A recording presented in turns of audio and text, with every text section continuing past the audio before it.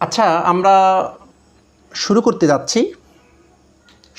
যাচ্ছি হচ্ছে যে ওয়ার্ড ফরমেশনের বিষয়টা আজকের কলাম থেকে আমরা অ্যানালাইসিস করব। এটার উপর দুইটা ক্লাস নিব, নেক্সটও কিন্তু এটার উপর কিন্তু এটার মানে আরেকটা ক্লাস নেব। এটা বিশাল একটা কলাম, এটার উপর দুইটা ক্লাস নেব। এটা আমি ওনার কষ্ট থেকে কিছু জিনিস আলোচনা করে দিয়েছি। এটা কী সম্পর্কে, এই যে আপনারা ছবি দেখে বুঝতে পেরেছেন সেটা সম্পর্কে। আচ্ছা, এখানে প্রথমে যেটা আছে সেটা দেখেন, headline, the real test after Beijing. মানে বেইজিংয়ের সফরের পরে যে বাংলাদেশের কঠিন পরীক্ষা, বাস্তব পরীক্ষা কী, বিষয়টা এরকম। এখান থেকে আপনাদেরকে আমি যদি বুঝাই, একটু হেডলাইন সম্পর্কে একটা ধারণা দিই।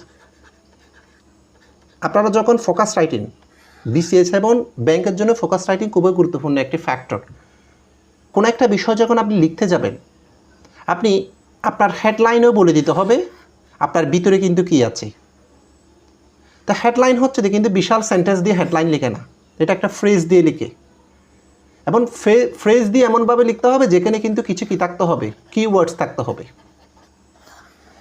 একজন রিডার হিসেবে, আমি পাঠক হিসেবে, বা আমার লেখাটা আপনি পাঠক হিসেবে আপনাকে পড়ে আপনি বুঝতে পারবেন যে ভিতরে তো অনেক ইন্টারেস্টিং কিছু আছে।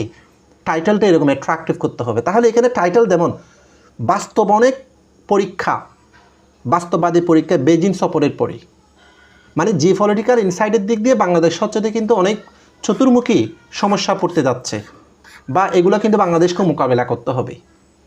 এই যে ওনাকে যে ফার্স্টে যেগুলো বলেছি সেই বিষয়গুলোর কথা বলেছে।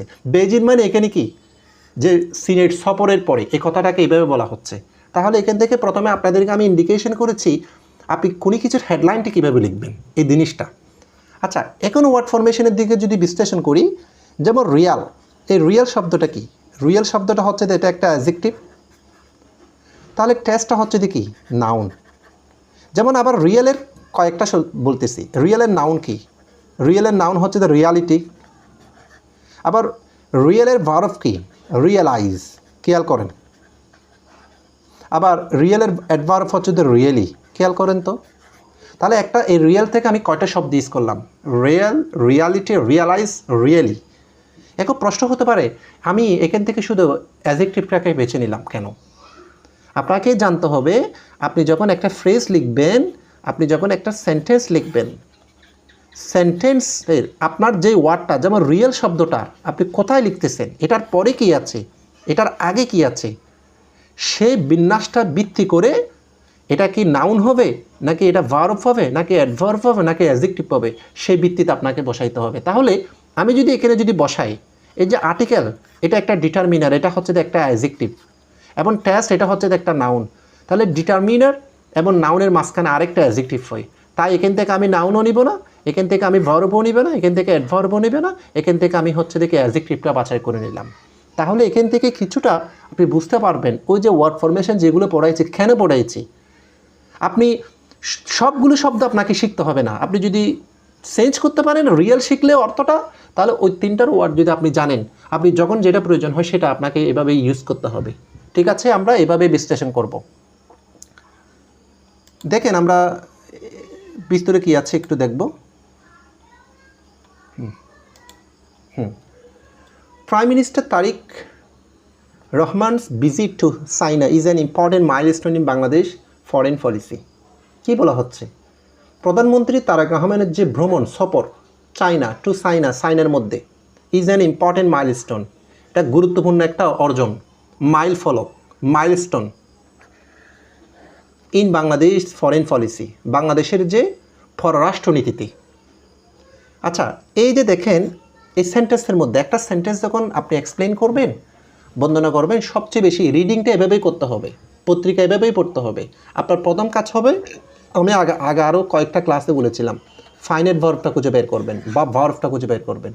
এই সেন্টেন্সের মধ্যে ভার্ব হচ্ছে দিস, বাকিগুলো অটোমেটিকলি বের হয়ে যাবে, বাকি ওয়ার্ড বিন্যাস আপনি এমনি এমনি করতে পারবেন। তাহলে এটাই যদি ভার্ব হয়, এবং ইসটা কিন্তু এখানে অক্সিলিয়ারি ভার্ব না, ইসটা এখানে মেইন ভার্ব, এটার পরে যেহেতু কোনো নিজেই মেইন ভার্ব নাই, তাহলে আপনি বুঝতেই পেরেছেন prime minister Tariq Rahman visit to চাইনা, এটা হচ্ছে দেখি আপনার একটা ফুল সাবজেক্ট। তাহলে এটা যদি সাবজেক্ট হয়, সাবজেক্ট যখন একাধিক ওয়ার্ড হয় তখন এটাকে বলবেন কি নাউন ফ্রেজ। তাহলে বোঝা যাচ্ছে সাবজেক্টে যখন একাধিক ওয়ার্ড থাকে সেটাকে কি বলবো নাউন ফ্রেজ বলবো। এখন আপনাকে যেটা দেখিয়েছি, যেমন আপনাকে আমি বলেছি কি ভিজিটটা কি, ভিজিট আপনারা জানেন এটা সচরাচর এটা একটা ভার্ব হয়। যেমন আই ভিজিট ঢাকা, আমি ঢাকায় গিয়েছি। আই ভিজিট চিটাগাং, আমি চট্টগ্রামে গিয়েছি, এরকম বলতে পারি। কিন্তু ওই যে বললাম না ওয়ার্ডটা হচ্ছে যে বিন্যাস অনুসারে কিন্তু অনেক সময় ভিন্ন ডিফারেন্ট পার্টস অফ স্পিচ হতে পারে, কিন্তু ভিজিট এখানে হচ্ছে যে এটা নাউন হয়ে গিয়েছে। কেন নাউন হয়ে গিয়েছে? কারণ কোনো ওয়ার্ড যখন সাবজেক্টে থাকে সাবজেক্ট সবসময় নাউন হয়। ভিজিট এখানে নাউন ইস হয়েছে বিধে ভিজিট হচ্ছে যে কি নাউন। তার মানে পার্টস অফ স্পিচের বিন্যাসের মধ্যে একই word different parts of speech হতে পারে, অনেক রকমের পার্টস অফ স্পিচ হতে পারে। কীভাবে? সেটা পজিশনের উপর ভিত্তি করবে, মনে রাখবেন। আচ্ছা, এরপর আসেন যেমন ইম্পর্টেন্টের নাউন কি? ইম্পর্টেন্স গতকাল দেখাইছিলাম। ইম্পর্টেন্স সি টি থাকলে সি করা হয়, তাহলে নাউনটা কেন দিলাম না? মাইলস্টোন এখানে নাউনটাকে কী হয় অ্যাডজেক্টিভ হয়, তাই আমি ইম্পর্টেন্স ইউজ না করে ইম্পর্টেন্ট ইউজ করেছি, অ্যাডজেক্টিভ ইউজ করেছি। ঠিক সেম যদি আপনাকে যদি আমি আবার বলি, সাপোজ মনে করুন কথাটাকে এইভাবেই বলতেছি, মনে করুন ইম্পর্টেন্স অফ দেখেন সাইনাস ভিজিট, সাপোজ আবার এভাবে বললাম সাইনাস ভিজিট। এই যে দেখেন এখন ইম্পর্টেন্ট কেন ইউজ করেছি? নাউনের আগে আছে বিদায় অ্যাডজেক্টিভ। আবার এটা এখন কেন ইম্পর্টেন্ট ইউজ করলাম না? এখন ইম্পর্টেন্স কেন ইউজ করেছি? এই যে এটার পরে কিন্তু এখন নাউন নাই, এখন কি আছে?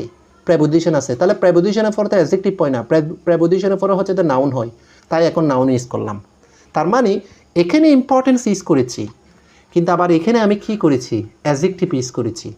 কারণ এটার পরে আছে একরকম, এটার পরে আছে আর এরকম। এই বিষয়গুলো মাথায় রাখবেন। আমি কয়েকটা লাইনের মাধ্যমে আপনাদেরকে এভাবে বুঝিয়ে দিচ্ছি, মাথায় রাখবেন, বাকিটা এভাবে পড়ে নিতে হবে। এরপর আসেন, প্রশ্ন থাকলে ইনস্ট্যান্টলি কিন্তু আনমিউট করে কথা বলবেন। এরপর আসেন ওয়াইল দ্য এগ্রিমেন্টস, যেমন এগ্রি থেকে এগ্রিমেন্ট, ভার্ব থেকে নাউন হয়েছে, দেখেন ম্যান যুক্ত করে নাউন হয়েছে, এভাবেই বিশ্লেষণ করবেন। যে চুক্তিগুলা সাইনড অন ট্রেড, যে চুক্তিগুলা সাইন করা হয়েছে সাইনের সাথে, যেগুলো ব্যবসায়ের উপর, ইনভেস্টমেন্ট বিনিয়োগের উপর, যেমন এটাও দেখেন না ইনভেস্ট থেকে ইনভেস্টমেন্ট, ভার্ব থেকে নাউন হয়েছে। কানেক্ট থেকে কানেক্টিভিটি, ভার্ব থেকে নাউন হয়েছে। কানেক্ট থেকে কানেক্টিভিটি, টিওয়াই থাকলে সেটা কি হয়? নাউন হয়। যেমন অনেস্ট থেকে অনেস্টি, টিওয়াই থাকলে নাউন। যেমন ইন্টাগ্রিটি, সততা, যেমন মাইনরিটি, শব্দের পরে টিওয়াই থাকলে নাউন হয়। তাহলে কানেক্ট থেকে কানেক্টিভিটি। এখন প্রশ্ন হতে পারেন তাহলে এটা ভার্ব থেকে কেন নাউন করেছে? আপনাকে বুঝতে হবে এটা আবার ভার্ব থেকে নাউন কেন হয়েছে। এই যে দেখেন এটাও নাউন, এরকম যখন একাধিক যখন কমা দিয়ে লিখবে বুঝে নিতে হবে প্রথমটা যেটা হয় বাকিগুলো সেটা হবে। এটাকে বলা হয় প্যারালাল স্ট্রাকচার। আপনি দেখেন ওয়ার্ড ফরমেশন প্রত্যেকটা লাইনে কাজে লাগবে, প্রত্যেকটা লাইনে আপনাকে প্রয়োগ করতে হবে, এগুলো ছাড়া আপনি রিডিং রাইটিং করতে পারবেন না। আচ্ছা, এরপর আসেন তাহলে যে চুক্তিগুলো হয়েছে ব্যবসায়ের উপরে, বিনিয়োগের উপরে এবং বিভিন্ন ধরনের কানেকশনের উপরে, আর ভাইটাল, এগুলো খুবই গুরুত্বপূর্ণ। দ্য ফ্যাক্ট, যে বিষয়টা, that Dhaka and Beijing decided, Dhaka এবং বেজিং সিদ্ধান্ত নিয়েছে যে টু এলিভেট মানে কি? এলিভেট মানে হচ্ছে যে কোনো কিছুকে উন্নতি করে, কোনো কিছুকে মানে যেটার পতন হয়েছে সেটাকে আরও অনেক এগিয়ে নিয়ে যাওয়া। তাহলে এলিভেট মানে হচ্ছে যে আমরা আবার এটার আরেকটা অর্থ উত্তোলন করা, তবে এখানে উন্নতি বোঝাবে। যেমন 2+ এটি ইনফিনিটিভ। এলিভেটের নাউন কি? এলিভেশন। তাহলে এটা ভার্ব কেন হলো? নাউন কেন দিলাম না? 2 এর পরে কি নাউন হয়? 2 এর পরে হচ্ছে যে ভার্ব হয়, কারণ এটা একটা ইনফিনিটিভ। প্রত্যেকটা জায়গায় হচ্ছে যে ওয়ার্ড ফরমেশন, খেয়াল করেন। তাহলে এই চুক্তিগুলো হয়েছে ঢাকা বেজিংয়ের মধ্যে কী সিদ্ধান্ত হয়েছে? দেয়ার রিলেশনশিপ, তাদের এই যে সম্পর্ককে এগিয়ে নিয়ে যাবে, টু এ কম্প্রিহেন্সিভ, যে একটা বহুদম্য, স্ট্র্যাটেজিক, কৌশলগত, কোঅপারেটিভ, যেটা পারস্পরিক সম্পর্কমূলক। এই যে দেখুন কোঅপারেট থেকে কোঅপারেটিভ, স্ট্র্যাটেজি থেকে স্ট্র্যাটেজিক, নাউন থেকে অ্যাডজেক্টিভ, কোঅপারেট থেকে কোঅপারেটিভ কি হয়েছে? যেটা ভার্ব থেকে অ্যাডজেক্টিভ, পার্টনারশিপ। অর্থাৎ বহুদম্য, কৌশলগত, পারস্পরিক সম্পর্ককে এগিয়ে নিতে, ইজ ইভেন মোর সিগনিফিক্যান্ট, এটা খুবই গুরুত্বপূর্ণ। আমি সেন্টেন্স কি, সেন্টেন্স কোন সেন্টেন্স কোনটা কম দেখেন এগুলোকে আজকে হাইলাইট করতেছি না, আমি জাস্ট শুধু ওয়ার্ড ফরমেশনটাকে হাইলাইট করতেছি, খেয়াল করবেন। এরপর আসেন কোঅপারেশন, সহযোগিতা, বিটুইন। আপনারা জানেন দুজনের মধ্যে বোঝাতে বিটুইন হয় প্রেপোজিশন, যখন দুইয়ের অধিক বোঝাবে তখন হচ্ছে দেখি অ্যামাং হবে, দুইয়ের অধিক বোঝাতে।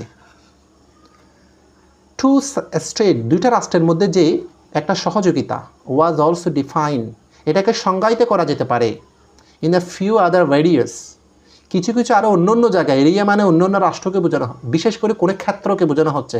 যেমন কী কী ক্ষেত্রের মধ্যে এগুলো সম্পর্কগুলো হয়েছে, চুক্তিগুলো হয়েছে, যেগুলো কিসের জন্য গুরুত্বপূর্ণ। আর্টিফিশিয়াল ইন্টেলিজেন্স, কৃত্রিম বুদ্ধিমত্তা। গ্রিন ডেভেলপমেন্ট, গ্রিন ডেভেলপমেন্ট মানে গ্রিন এনার্জি। যেমন দেখেন ডেভেলপ থেকে ডেভেলপমেন্ট, তাহলে এই যে দেখেন ডেভেলপ হচ্ছে দ্য বার অফ, প্রত্যেকটা এভাবে নির্ণয় করবেন। তাহলে এটা ভার্ব থেকে নাউন কেন হয়েছে, ম্যান যুক্ত করে নাউন হয়েছে কেন? কারণ গ্রিন এখানে অ্যাজেক্টিভ, অ্যাজেক্টিভ হওয়ার পরে কি ভার্ব হয় না, নাউন হয়, যেন নাউন। ঠিক অনুরূপভাবে দেখেন এভাবেও দেখেন ওয়াটার ম্যানেজমেন্ট, ওয়াটার এখানে কিন্তু অ্যাজেক্টিভ, ওয়াটার কিন্তু এখানে নাউন না। কারণ পাশাপাশি দুইটা নাউন থাকলে প্রথমটা অ্যাজেক্টিভ ধরবেন, কারণ পরেরটাকে মডিফাই করে। যেমন এটা ম্যানেজ থেকে ম্যানেজমেন্ট, ভার্ব থেকে নাউন। পানি ব্যবস্থাপনা, বিশেষ করে তিস্তা চুক্তিকে ভিত্তি করা হচ্ছে, খেয়াল করবেন যে পত্রিকার মধ্যে এখানে আরেকটা বিষয় আছে।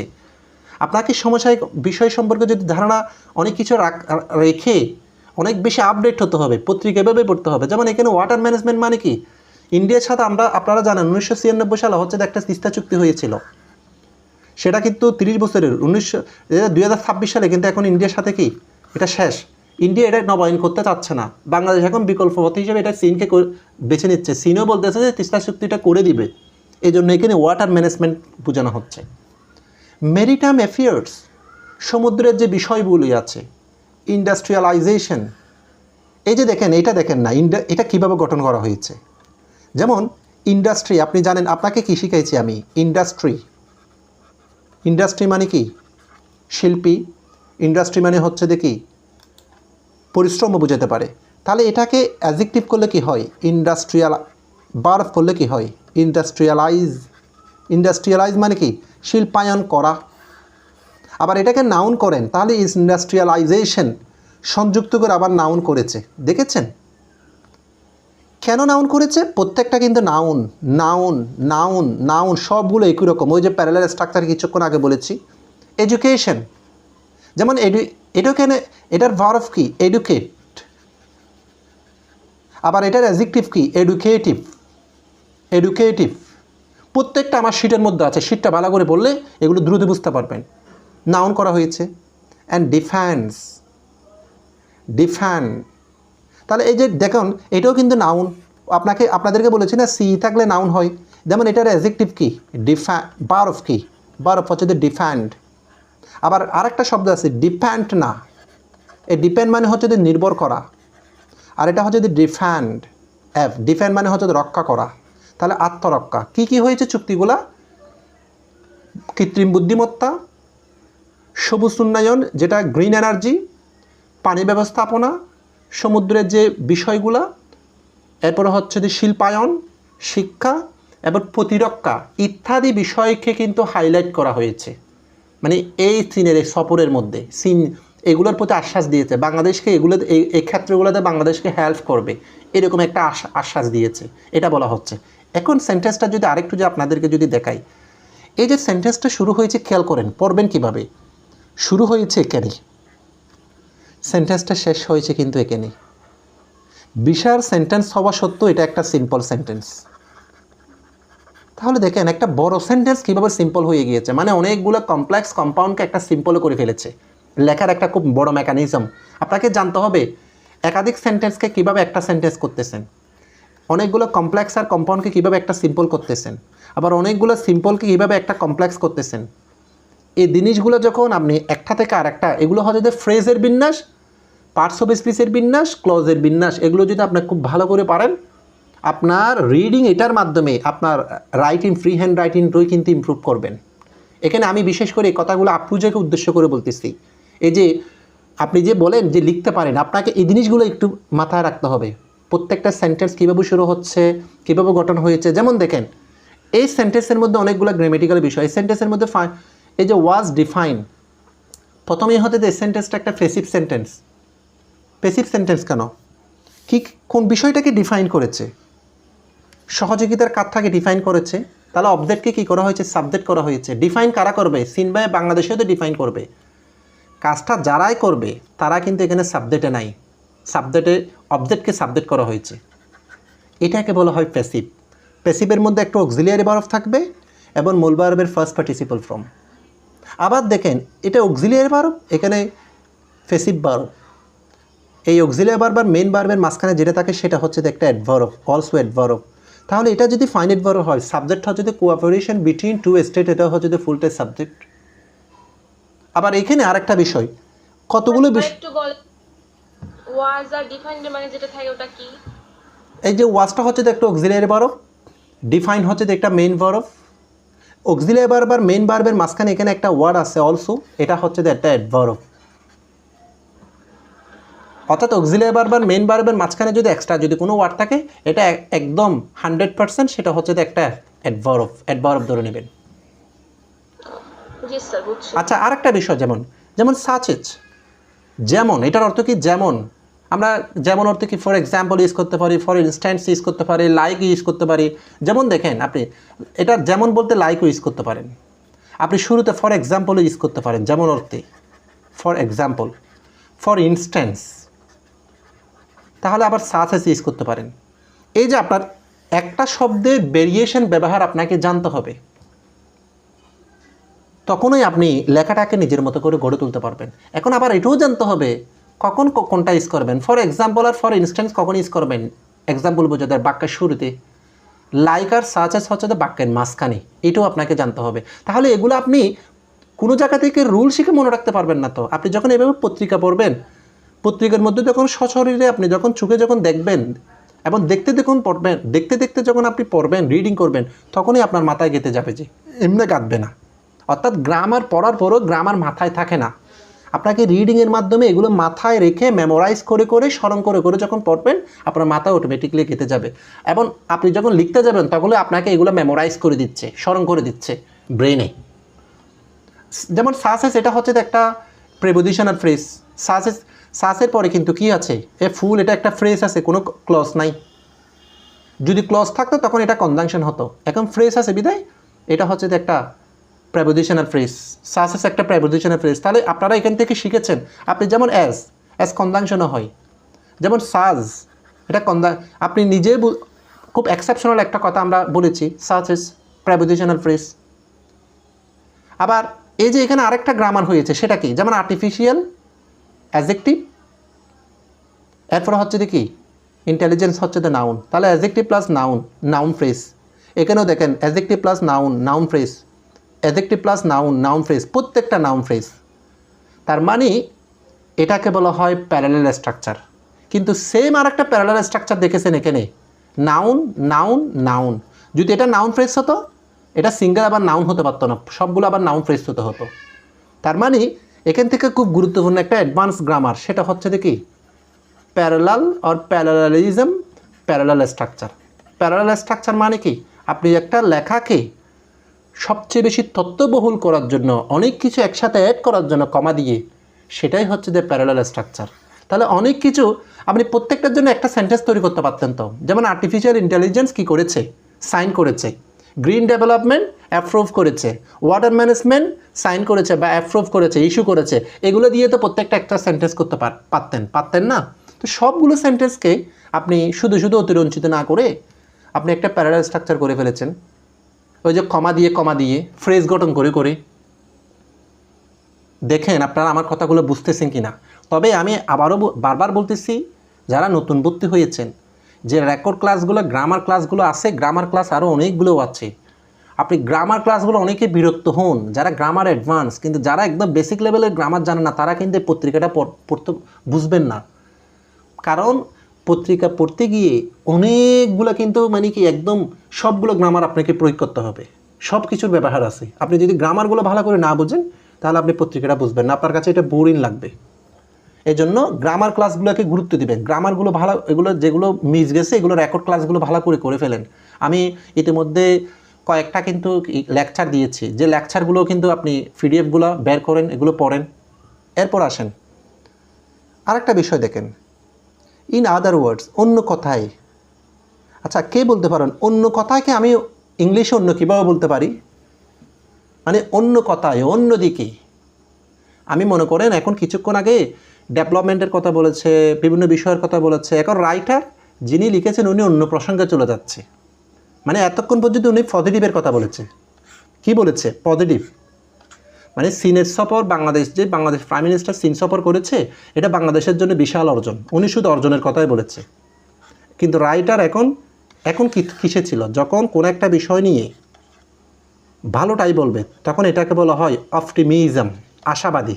রাইটার কিন্তু আশাবাদী ছিল, কিন্তু এখন রাইটার কোথায় চলে যাবে? একটু আমাদেরকে একটু হতাশ করবে, মানে বাংলাদেশকে আবার এগুলো নিয়ে বিভিন্ন কিছু চিন্তা করতে হবে, সেটাকে বলা হয় পেসিমিজম, হতাশ। যদি এটা 100% হতাশ না, বোঝানোর জন্য বললাম। তার মানে একটা পক্ষ থেকে আর একটা পক্ষে চলে যাওয়া, একটা পক্ষ থেকে আর একটা পক্ষে চলে যাওয়া বোঝাতে ইন আদার ওয়ার্ডস ইউজ করবেন, on the other hand use করবেন। Suppose on the other hand, অপর পক্ষে। অন দ্য কন্ট্রেরি, বিপরীত দিকে। On the কন্ট্রেরি।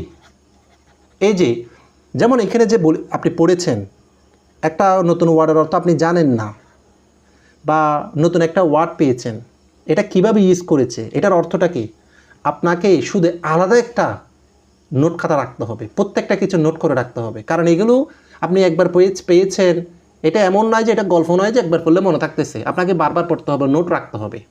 এবং আরেকটা বিষয় দেখেন, এগুলোকে বলা হয় অ্যাডভার্বিয়াল কানেক্টরস। এগুলোকে বলা হয় অ্যাডভার্বিয়াল কানেক্টরস বা অ্যাডভার্বিয়াল ফ্রেজ, অন্য প্রসঙ্গে। তো বাক্যের শুরুতে এটাও শিখেছেন, যেমন বাক্যের শুরুতে এখানে কী হয়েছে? সাবজেক্ট হয়েছে, সাবজেক্ট দিয়ে বাক্য শুরু হয়েছে, এটা আপনারা সবাই জানেন। কিন্তু এখানে দেখেন তো, এই সেন্টেন্সের সাবজেক্ট হচ্ছে দ্য রিলেশনশিপ। এই সেন্টেন্সটা কি সাবজেক্ট দিয়ে শুরু হয়েছে? না, অ্যাডভার্বিয়াল ফ্রেজ দিয়ে শুরু হয়েছে। তাহলে আপনি কী শিখেছেন? সাবজেক্ট দিয়ে দেখেন কতগুলো ভেরিয়েশন জানতেছেন, সাবজেক্ট দিয়ে শুরু হতে পারে। আবার বাক্যের প্রথমে অ্যাডভার্বিয়াল ফ্রেজ দিয়ে বাক্য শুরু হতে পারে, তারপরে হচ্ছে যে সাবজেক্ট হতে পারে। এই যে এটাই আর একটা লেখার ভেরিয়েশন। আপনার লেখাটা যখন আপনি লিখবেন, বিসিএস এর লেখা বা ব্যাংকের লেখা, আপনি কম লিখেও ভালো নাম্বার পাবেন যদি গ্রামেটিক্যাল ভেরিয়েশন আনতে পারেন। এই গ্রামেটিক্যাল ভেরিয়েশন আনার জন্য তথাকথিত বিভিন্ন গাইড বই থেকে পারবেন না। এই সমস্ত পত্রিকার এক একটা লেখা এক একটা নতুনত্ব, অনেকগুলা কিন্তু কি স্ট্যান্ডার্ড অনেক কিছু পাওয়া যায়। আচ্ছা, অন্য কথায় বলা যায় দ্য রিলেশনশিপ। যেমন এটাকে যদি আমি বিশ্লেষণ করি, রিলেশনশিপের ভার্ব কি? রিলেট। দেখেন, খেয়াল করেন, রিলেট মানে সম্পর্ক করা। আবার রিলেটের নাউন কি? রিলেশন। আবার রিলেশনশিপ সেটা হচ্ছে একটা অ্যাবস্ট্রাক্ট নাউন হয়ে গিয়েছে। দ্য রিলেশনশিপ এন্টার্ড, আমরা এমন একটা সম্পর্কে ঢুকে গিয়েছি। Main verb, finite verb, and new page, একটা নতুন একটা স্তর। হয়তো চীনের সাথে আমাদের সাথে আগে এরকম সম্পর্ক ছিল না, এজন্য আমরা নতুন একটা সম্পর্কের দিকে চলে যাচ্ছি।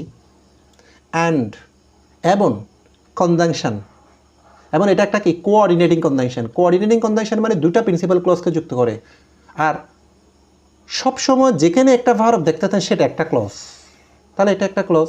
বিকেম আর একটা ভার্ব, তাহলে এটাও আর একটা ক্লজ। বিকেম মোর ইনস্টিটিউশনালাইজড, এটা আরও অনেক বেশি প্রতিষ্ঠানগত।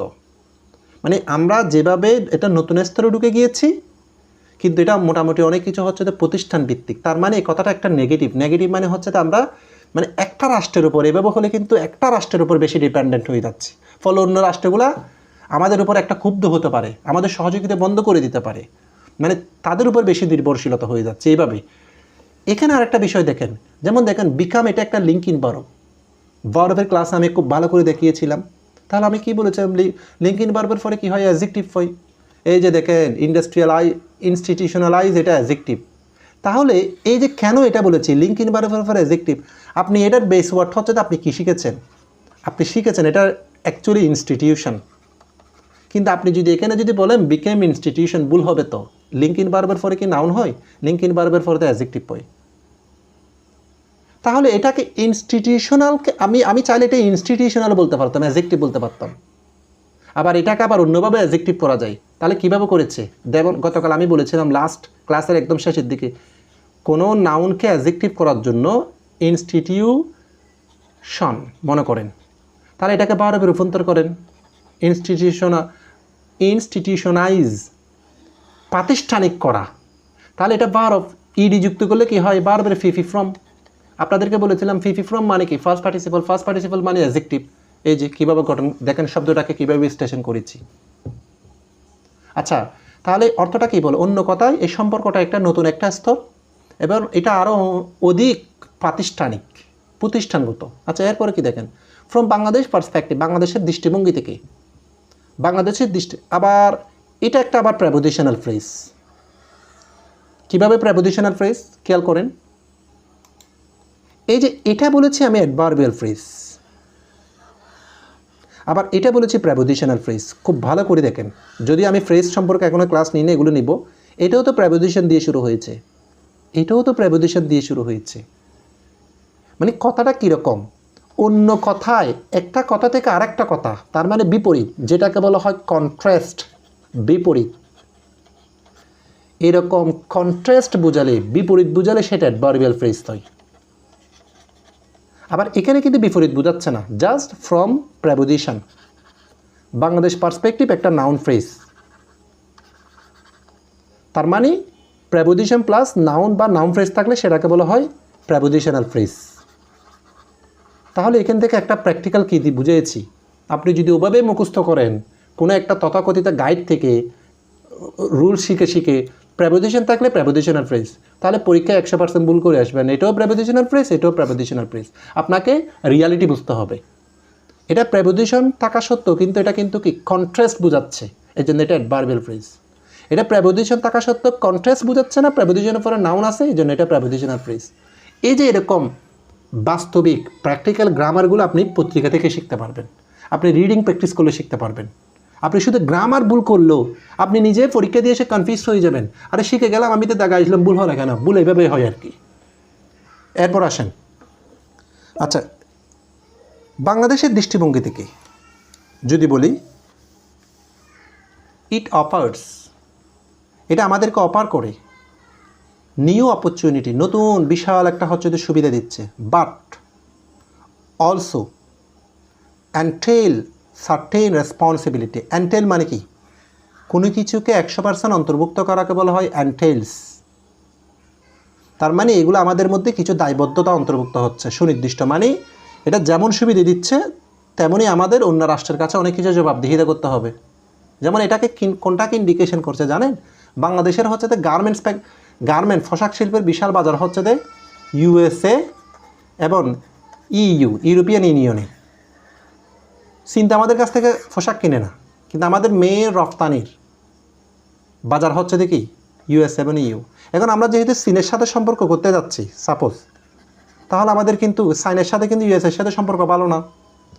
এখন চাইনার সাথে যখন আমরা বিভিন্ন ক্ষেত্রে জড়িয়ে যাব, হয়তো রাইটার এটা বলতে যাচ্ছে যে ইউএস এবং ইউরোপিয়ান ইউনিয়ন কিন্তু একটা নেগেটিভ নিতে পারে, যার আমাদের সহযোগিতা আমাদের বাজারকে কিন্তু কী করে বন্ধ করে দিতে পারে। এই কথাগুলোকে ইন্ডিকেশন করা হচ্ছে। তার মানে যে আমাকে পত্রিকা কেন পড়বেন? শুধু ইংলিশ শিখতেছেন না, এখানে আপনি পত্রিকাটা পড়লে যদি বুঝে পড়েন অনেকগুলো বিষয়, আপনি সাম্প্রতিক বিষয়গুলো নিয়ে আপনার অনুধাবন হবে, আপনার অনেক কিছু হচ্ছে যে নলেজ কনসেপ্ট ক্লিয়ার হয়ে যাবে। আর সবচেয়ে বড় কথা হচ্ছে এখনকার বিসিএস যদি আপনি দেখেন, মানে বিভিন্ন প্রসঙ্গ আরও চাকরি পরীক্ষার মধ্যে প্রিভিয়াস কোনো কোয়েশ্চেন আছে না, সাম্প্রতিক বিষয় রিটার্ন কোয়েশ্চেন। মানে কি? আপনাকে সাম্প্রতিক যে কোনো কিছু সম্পর্কে ফ্রি হ্যান্ড রাইটিং ভিত্তিতে লেখার অভ্যাস থাকতে হবে। এইভাবে কিন্তু আপনার ধারণা রাখতে হবে। তো 2 বছর 3 বছর আগে শুধু বই পড়লে আপনি কিন্তু চাকরির মধ্যে কিন্তু অ্যাডভান্স থাকবেন না। সমসাময়িক বিষয়গুলো জানতে হবে এভাবে, এটা পত্রিকার মাধ্যমে সম্ভব। এখানে আমাকে এই প্যারার মধ্যে কোনো কোয়েশ্চেন আছে কিনা বলেন, খুব দ্রুত।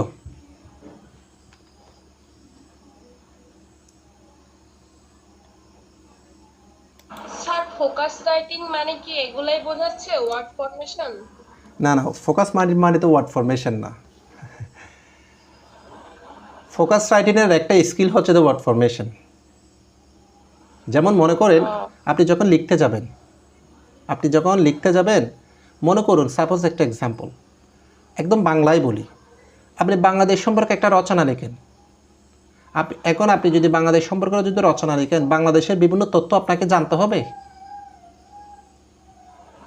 জি তাহলে আপনি বাংলাদেশ সম্পর্কে রচনা লিখতে পারবেন। বাংলাদেশ কবে স্বাধীন হয়েছে, বাংলাদেশ কোথায় অবস্থিত, বাংলাদেশের এরিয়া কত, কয়টা জেলা আছে, উপজেলা, সব কিছু তো আপনাকে জানতে হবে। তারপর আপনি তথ্য দিয়ে লিখতে পারবেন, উপাত্তগুলো ইনক্লুড করতে পারবেন। ঠিক অনুরূপভাবে সেম মনে করেন প্যারাগ্রাফটা যখন ইংলিশে লিখবেন, ওই ওয়ার্ডগুলো আপনাকে কি জানতে হবে, ওই ওয়ার্ডগুলো আপনাকে জানতে হবে। তো ওয়ার্ডগুলো জানলে না আপনি ইংলিশে লিখতে পারবেন। আবার ওয়ার্ডগুলো জানলেও কিন্তু আপনি সঠিকভাবে লিখতে পারবেন না। ওই যে দেখালাম না, আপনি প্রত্যেকটা ওয়ার্ডের একটা বিন্যাস আছে। নাউনের আগে অ্যাডজেক্টিভ, বারবার মেইন ভার্বের মাঝখানে হচ্ছে যে কী হচ্ছে, ভার্ব হচ্ছে, এই বিন্যাসগুলা আপনাকে এটাও দেখাইলাম। কখন আপনি নাউন ব্যবহার করবেন, ওই শব্দর কখন অ্যাডজেক্টিভ ব্যবহার করবেন, এগুলোই হচ্ছে যে ফোকাস রাইটিংয়ের মেইন ক্রাইটেরিয়া। এতটুকু বুঝছেন আগে? জি স্যার। এটা ফোকাস হচ্ছে একদম খুব অ্যাডভান্স লেভেলের। এই ফোকাসের আগে এগুলো আগে আপনাকে শিখে যেতে হবে। আপনি হুটহাট করে ফোকাসে যেতে পারবেন না। এখন আসি, ফোকাস বিষয়টা কি? ফোকাস মানে হচ্ছে নির্দিষ্ট বিষয়ের উপর লেখা, মানে ফোকাস রাইটিং। নির্দিষ্ট বিষয়কে কেন্দ্র করে লেখা। মনে করুন বিশ্বের মধ্যে এখন কিছুদিন আগে সবচেয়ে বড় সংকট কি? এনার্জি ক্রাইসিস, জ্বালানি সংকট। এটাতে দেখেছেন। এই জ্বালানিকে কেন্দ্র করে লিখতে গেলে আপনাকে কোন কোন টপিক আনতে হবে? এই যে ইরান ইস্যু আনতে হবে, আমেরিকা ইস্যু আনতে হবে, এগুলো তো আপনারা দেখতেছেন ফেসবুকের যুগে। তাহলে ওই বিষয়গুলোকে, নির্দিষ্ট বিষয়কে ফোকাস করে, কেন্দ্র করে, হাইলাইট করে লেখার নামই হচ্ছে যে ফোকাস রাইটিং। সাপোজ মনে করেন এখন বাংলাদেশের মধ্যে সবচেয়ে বড় একটা কি হচ্ছে, ক্যাশলেস ইকোনমি। এটা দেখেছেন তো? ক্যাশলেস ইকোনমি শুনেছেন? জি স্যার। মানে ক্যাশলেস ইকোনমি মানে কি? যেটা কোনো নগদ টাকায় কোনো লেনদেন হবে না, সবগুলো হচ্ছে দেখি অনলাইন। অনলাইন ব্যাংকিং বলেন, অনলাইন লেনদেন বলেন, ঠিক আছে, নগদ টাকা দিয়ে। তাহলে আপনি যদি ক্যাশলেস ইকোনমি যদি লিখতে যান, ক্যাশলেস ইকোনমি কী, এটা কীভাবে ট্রানজ্যাকশানটা হয়, এটা সুবিধা কী, অসুবিধা কী, মানে এক কথায় ইকোনমিকে, অর্থনীতির লেনদেনকে ফোকাস করে লিখতা। এরকম নির্দিষ্ট বিষয়ের উপর লেখা মানে তো ফোকাস রাইটিং। বিশেষ করে রচনা ফোকাস রাইটিং, আর্গুমেন্টেটিভ রাইটিং, এটাও একটা ফোকাস রাইটিংয়ের অংশ। মানে বিভিন্ন ধরনের দুইটা বিষয়ের মধ্যে কম্প্যারিজন করে লেখা, এটাই একটা ফোকাস রাইটিংয়ের অংশ। এখন কিছুটা ফোকাস রাইটিং সম্পর্কে আইডিয়া হয়েছে? জি স্যার। হ্যাঁ। আচ্ছা, তোমাকে তবে ধন্যবাদ। সেটা হচ্ছে তুমি এখনও অনার্স শেষ করো না, কিন্তু এখন থেকে তো চাকরির প্রিপারেশান নিতে যাচ্ছ। তুমি যদি এই ওটাকেও ব্যালেন্স করে, পরীক্ষাকেও ব্যালেন্স করে যদি একটু যদি চালিয়ে যেতে পারো, এটা একদম 100% খুব ভালো কিছু হবে। যাদের প্ল্যান বিসিএস, তাদেরকে আমি বলবো, বিসিএস হচ্ছে এমন একটি প্রস্তুতি, নির্দিষ্ট সাবজেক্টের উপর লিজেন হলে হবে না। যেমন আমি ইংলিশে খুবই ভালো, আমি ইংলিশ দিয়ে তো বিসিএস হবো না। আমাকে ম্যাথ জানতে হবে, আমাকে আইসিডি জানতে হবে, আমাকে ভূগোল জানতে হবে, আমাকে বাংলা জানতে হবে, আমাকে জিকে জানতে হবে। এখন যদি বলেন এত কিছু তো আমাকে বিশ্ববিদ্যালয়ে পড়াবে না, বাস্তবতা ভিন্ন। তো এই জন্য এটা যেহেতু সকল সাবজেক্টে পণ্ডিত হতে হবে, অনার্সের 3rd ইয়ার বা 4th ইয়ার, বা যাদের অনার্স শেষ হয়েছে পর্যাপ্ত সময় আছে, একদম জিরো লেভেল থেকে, বেসিক থেকে পালা করে প্রস্তুতি শুরু করেন।